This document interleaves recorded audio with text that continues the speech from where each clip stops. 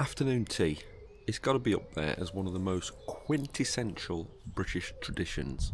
Up there with complaining about the weather, standing in queues, or complaining about the weather while standing in a queue, and fish and chips.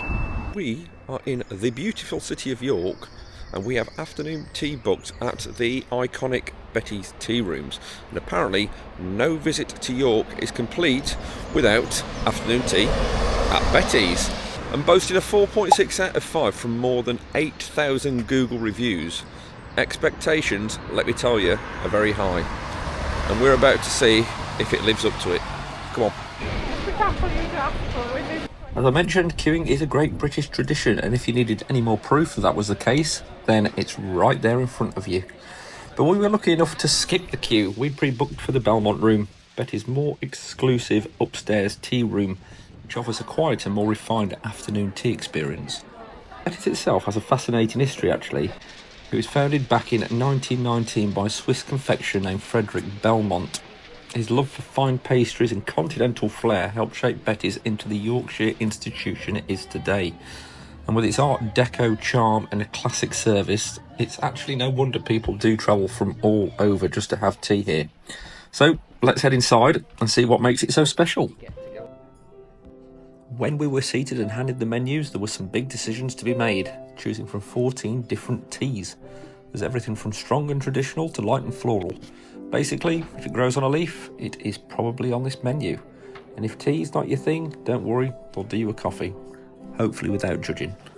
The food comes in 4 courses, starting with dainty little savouries. With that, think posh hors d'oeuvres, then sandwiches, mini scones, and finally, the star of the show, cakes that are almost too pretty to eat. Almost. Just want to give you an idea of what the interior looks like, and as I scan the room you really get a feel for the Art Deco elegance. The detailing, the mirrors, the lighting, it's all very grand but still inviting. The interior was actually inspired by a trip the original owner took on the Queen Mary ocean liner.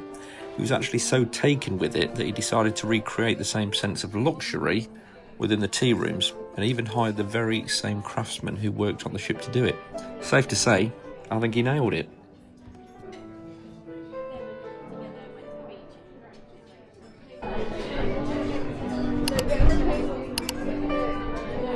The experience starts with something a little different, a pea and shallot eclair alongside a Wensleydale and spinach tart. And the main event arrives, the traditional afternoon tea stand, beautifully stacked with finger sandwiches, miniature scones and a selection of delicate cakes.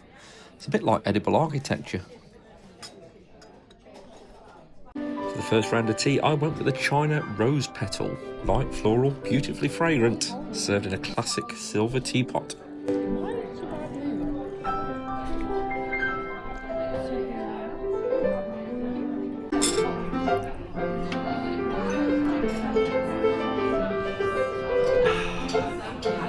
I actually really enjoyed that rose petal tea. It was nice, light, refreshing, just with a nice little hint of rose flavour. It smelled like Turkish delight. On to the sandwiches then, and the standout was the salami and mozzarella on tomato bread.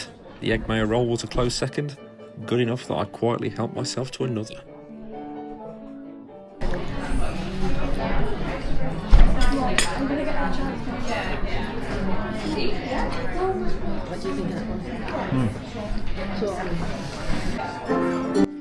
Next up were the mini scones, and I'll be honest, they were a little underwhelming. One was a classic flavour and the other lemon and poppy seed, served with the usual clotted cream and strawberry jam.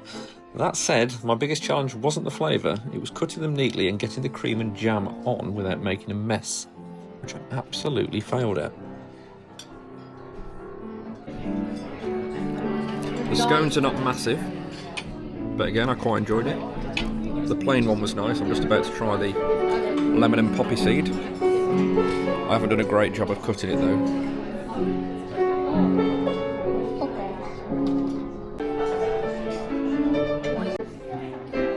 It doesn't look like you're a fan of the chocolate one, Ava. No. Did you not like it? What you got there now? A little mini macaron.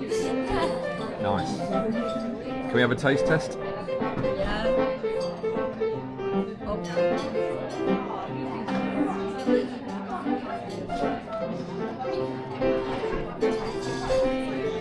Good.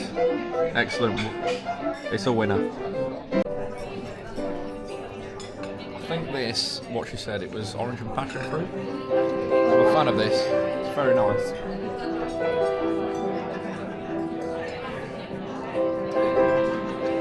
Yeah, it's really nice. I'm now going to tackle the macaron.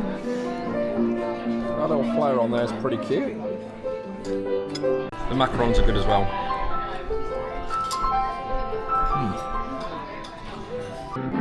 I'm going to try the chocolate one next, the one that Ava didn't like. To be fair, I'm not sure if they'll like it as well, because I'm not a fan of rich stuff. But we'll see. It's somebody's birthday. This chocolate one's not actually as rich as what I first thought it would be. I actually quite like it.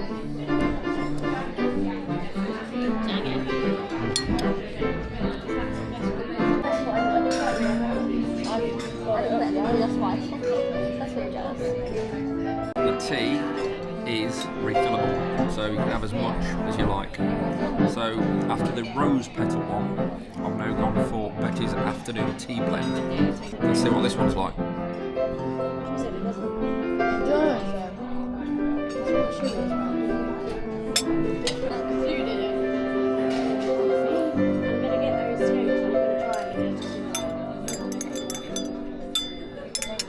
I've tried this one without milk.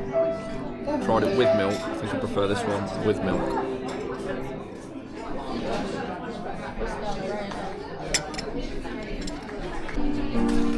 We've just been bought the bill. We've got some little boxes of chocolates as well. It's a nice little touch. I'll tuck into them later on.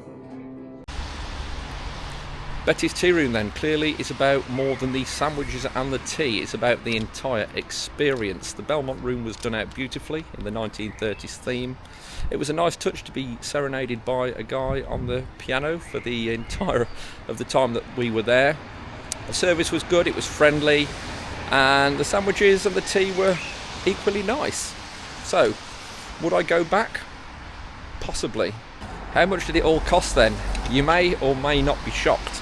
But a bookable afternoon tea for 4 people came to a grand total of £179.80. So by no means the cheapest afternoon tea in the world.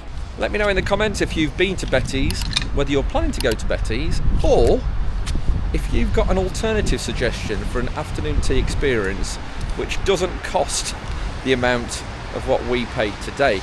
So with that, I will leave it with you. Thank you very much for watching as always, and I'll catch you all in the next one.